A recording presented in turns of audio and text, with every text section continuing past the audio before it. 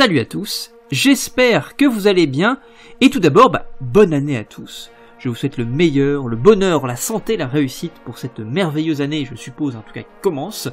Et pour commencer justement, pour faire suite à cette première vidéo que j'avais fait, le palmarès 2022, j'avais envie de faire un petit retour, si je puis dire un peu plus court, si vous voulez, sur les mentions honorables, les films que je n'ai pas intégrés dans mon top, mais dont j'avais envie de vous parler un petit peu.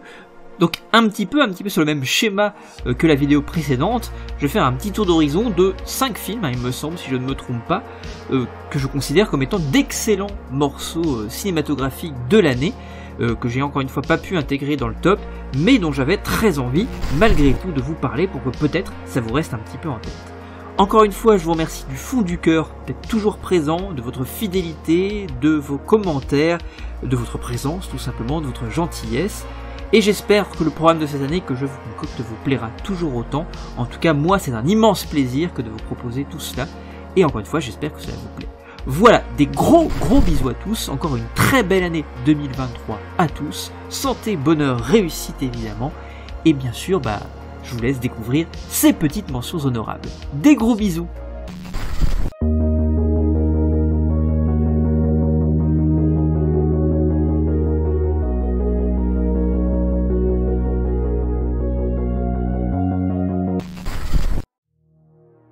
Certainement l'œuvre la plus maîtrisée de la filmographie solo de Paco Plaza, après des métrages pour la plupart attachants, mais très perfectibles. Abuela, prix mérité du jury lors de la dernière édition du Festival du film fantastique de Gérardmer, témoigne d'un savoir-faire admirable, d'une ambiance on ne peut plus anxiogène, d'un malaise existentiel certain. Véritable conte déliquescent à la noirceur absolue, suintant de poésie macabre, angoissant au possible, décrivant la déchéance vertigineuse du corps et de l'esprit aux ultimes lueurs de notre existence, rappelant à ce titre l'excellent Relique de Nathalie Erika James, lorgnant du côté du body horror minimaliste, Abuela passionne, captive, construit un mystère fascinant, orchestre un cauchemar glauque et morbide, porté par une mise en scène tantôt contemplative, tantôt viscérale, tantôt symbolique, dont le sadisme raffiné et ludique fait grandement plaisir.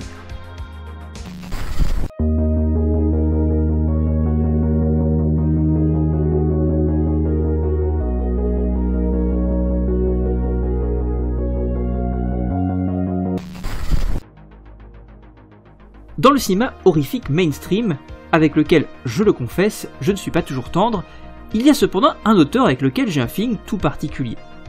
Pas que ce soit un metteur en scène de génie, mais il a ce petit quelque chose de très singulier qu'il parvient à distiller avec un cadre pourtant normé. Scott Derrickson croit à son fantastique et à sa puissance symbolique. Il ne rationalise jamais les mythes qu'il convoque, quand bien même ceux-ci surgissent dans un cadre des plus réalistes. Je fais bien sûr abstraction ici de son remake lénifiant de Le jour où la Terre s'arrêta, ainsi que son Doctor Strange, visuellement plutôt chouette, mais bien trop à l'étroit dans la formule Marvel. De Hellraiser 5 Inferno à Délivre-nous du mal en passant par Sinister, quand bien même je préfère le second opus réalisé par le discret Ciaran Foy, Derrickson a su décliner avec un savoir-faire certain le thriller fantastique, sans une once de cynisme, mais avec un vrai amour pour le glauque et le macabre, usant d'une réal qui n'en fait pas des caisses, mais se révèle toujours au cordeau. Black Phone, son dernier effort, sur la base d'un écrit de Joe Hill, et toujours co-scénarisé avec son comparse Christophe Robert Cargill, est fait de ce bois solide et extrêmement efficace sur la forme, comme à l'accoutumée, fragile à l'intérieur sur le fond, mais c'est justement de là qu'émerge indéniablement sa belle sensibilité.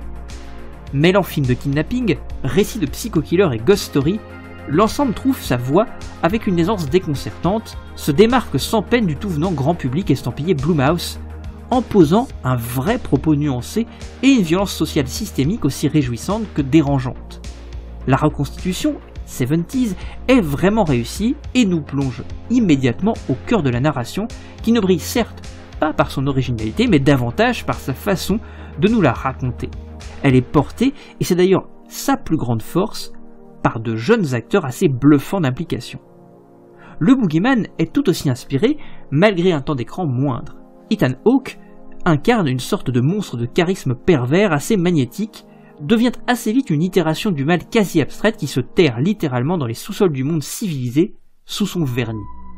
Évidemment, Derrickson oblige, c'est un chouïa prosélyte, mais il y a une telle foi en son univers et son fantastique que je lui pardonne volontiers d'exprimer ses croyances avec un brin d'assistance, et cela fait de toute manière partie intégrante de sa filmographie. Du reste, Black Phone est un petit coup de cœur brutal et viscéral, captivant de bout en bout, offrant une tension jouissive et ludique, riche en sensations et en émotions, et qui n'en oublie pas de porter un regard assez désespéré sur une société américaine traumatisée qui, au sortir du Vietnam, peine à trouver des repères.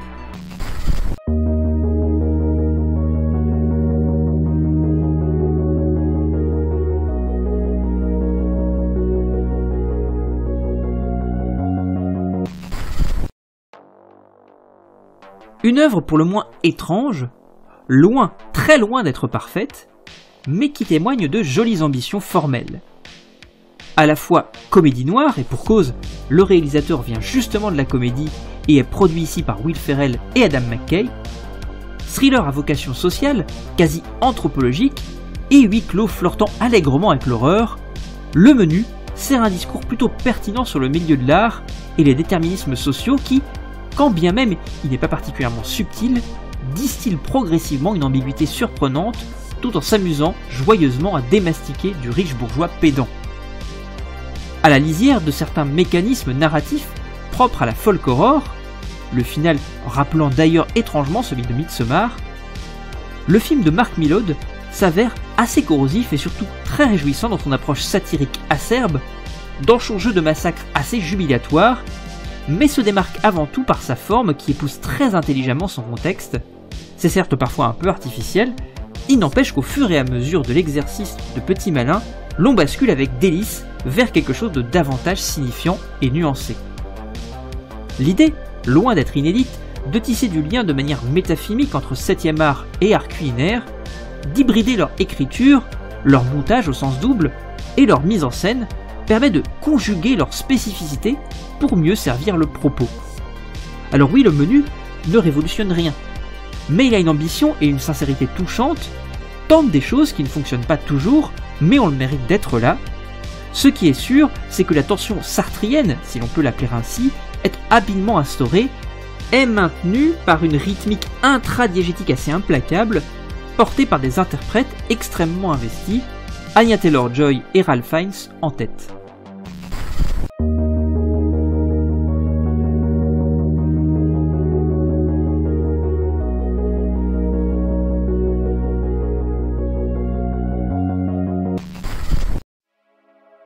Terrifier 2 est la digne suite plus ambitieuse de son prédécesseur, toujours aussi gorace, les effets prosthétiques sont à ce titre encore plus réussis que chez son aîné, développant un petit peu plus de son humble univers et les créatures qui le peuplent. Terrifier 2 n'affiche aucune prétention, témoigne juste, et c'est déjà beaucoup, d'un amour indéfectible pour le maquillage bien craspec, le grand guignol à l'ancienne, les meurtres dégoulinants, le slasher bourrin et radical. Damien Leone déploie cependant bien plus sa narration, très resserrée dans Terrifier premier du nom. Ici, il multiplie les personnages et tente de leur donner davantage de profondeur pour renforcer l'empathie et leur conférer plus de poids face à son boogeyman star. La trame fantastique qui irrigue l'ensemble est assez attachante, pas très subtile symboliquement, mais suffisamment habilement menée puisqu'elle révèle de nouvelles zones d'ombre que l'on a envie d'explorer immédiatement après le générique. Il y a une vraie personnalité qui émane de ce diptyque, et surtout quelque chose de fondamentalement touchant qui se dégage de l'ensemble. Formulation de ma part qui vous paraîtra certainement étrange étant donné la brutalité de l'ensemble. Une envie de raconter une histoire et de gâter les fans d'horreur bien dégueulasses, les amateurs éclairés d'effets artisanaux, de monstres et tout simplement de cinéma fantastique. Les références d'ailleurs sont légion, très rétro mais discrètes. Oui, Terrifier 2 est un peu long. S'égare parfois lors d'une exposition un brin laborieuse, a du mal à clore le délire. Mais l'énergie de l'ensemble est chouette, il y a plein d'idées, Art et tout ce qui l'entoure fonctionne à merveille. Bref, Damien Leone n'est pas un grand metteur en scène, mais ce qu'il propose a du caractère, est soutenu par une photo et un score très agréable, délicieusement 80s.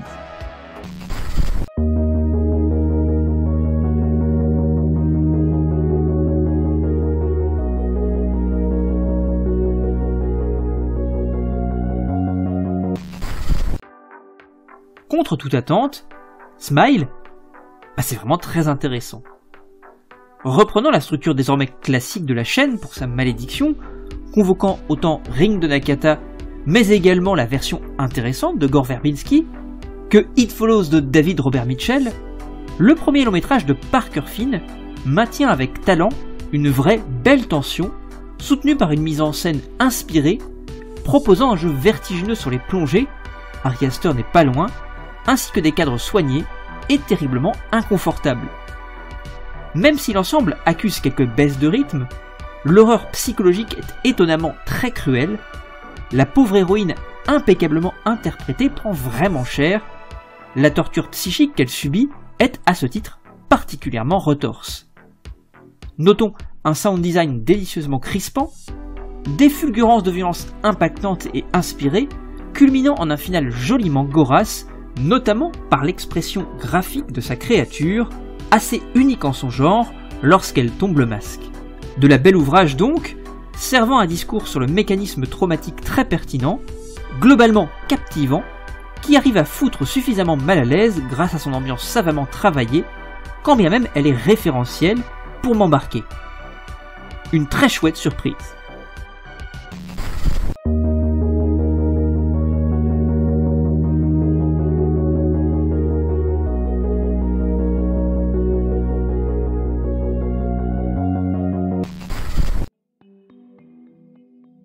La trilogie de David Gordon Green est pour le moins intrigante, d'autant plus quand on la considère justement dans sa globalité. Elle témoigne de nombre de défauts, parfois embarrassants, mais elle propose des pistes cohérentes et souvent fascinantes, faisant sens avec le chef-d'œuvre séminal de Carpenter, tout en demeurant un trio de slashers brutaux et généreux, tout en déférence pour ses modèles, ce qui est suffisamment rare dans l'horreur grand public pour être souligné et apprécié.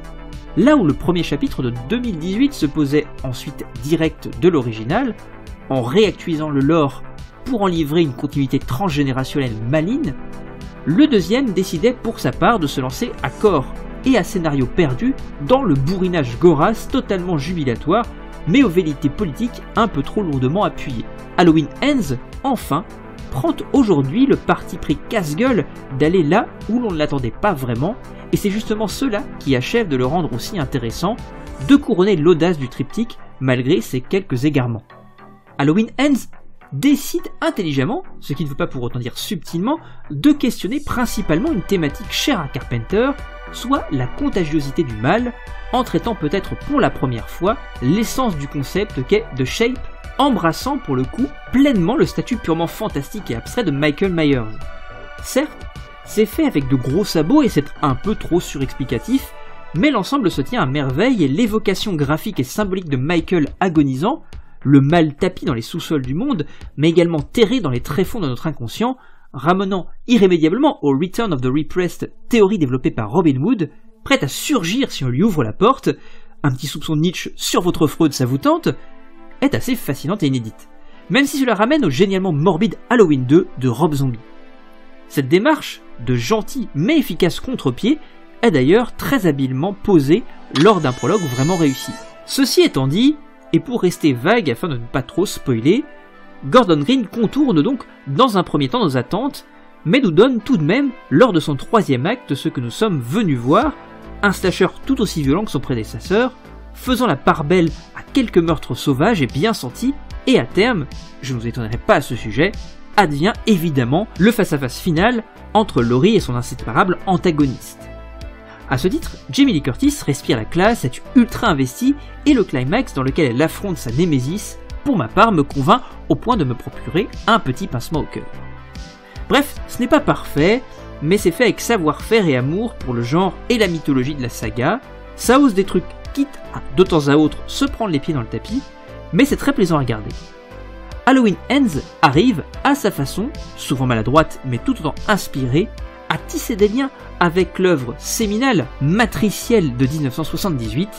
et puis le score de la famille Carpenter déboîte toujours autant.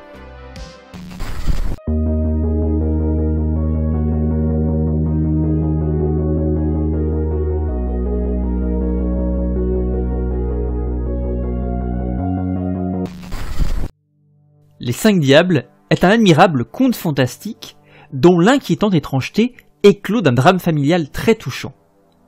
il y a quelque chose de vraiment étonnant dans cette presque relecture douce, amère de Shining, auquel le film ne cesse de faire référence, et ce plus qu'ouvertement dès son générique. La mise en scène est particulièrement inspirée, belle, pleine de fulgurances absolument ravissantes, et l'écriture, quand bien même elle s'égare parfois, parvient à demeurer tout à fait cohérente et passionnante grâce aux émotions très vives et sincères qu'elle brasse.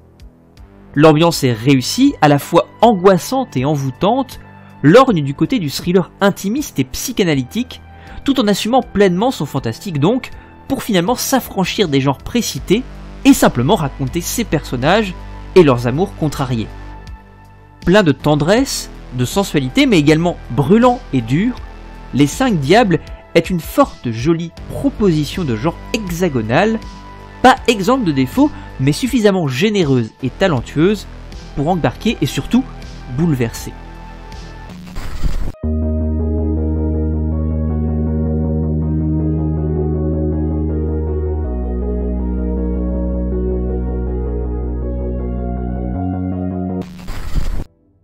Du Michael Bay pur jus, avant tout exercice de style, de mise en scène de l'action jubilatoire, blindé de fulgurance et de money shot élevés par son auteur au rang d'art, mettant à l'amende la quasi-totalité de ses contemporains. Et puis, au-delà du bourrinage parfois sidérant, certains travelling tarés exécutés au drone sont incroyables et complètement inédits, il y a une ville, Los Angeles, traitée comme un personnage à part entière, très joliment photographiée, dont Bay nous propose une visite furieuse de laquelle on ressort exsangue et mine de rien, non sans émotion. Après la déception pas totalement désagréable Six Underground, qui passait un temps infini à se justifier d'être ce qu'il était, Ambulance revient à quelque chose de finalement plus simple narrativement pour nous offrir avec sincérité et générosité un ride ébouriffant, œuvre somme de son auteur qui s'autocite sans que cela ne ressemble à un ego trip, rappelant donc tous ses défauts mais également ses qualités, convoquant pléthore de références du cinéma d'action admirablement digérées et passées à la moulinette de sa folie formelle.